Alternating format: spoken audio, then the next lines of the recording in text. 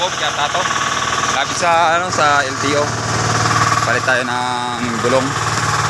Palit gulong tsaka bulkit. Bali nagbulkit ako ng 4. Ando naman yung mga alaga natin, oh, kumakain na naman. Mga guys. Ayun ang bago kong service ngayon pala.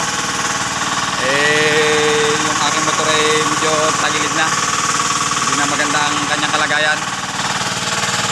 Ating service ngayon. Nalitan ko na. Shout out pala kay ano, kay Kulog. May dalawang inutil. Shout out. Siya kay Ma'am, kay Karusi.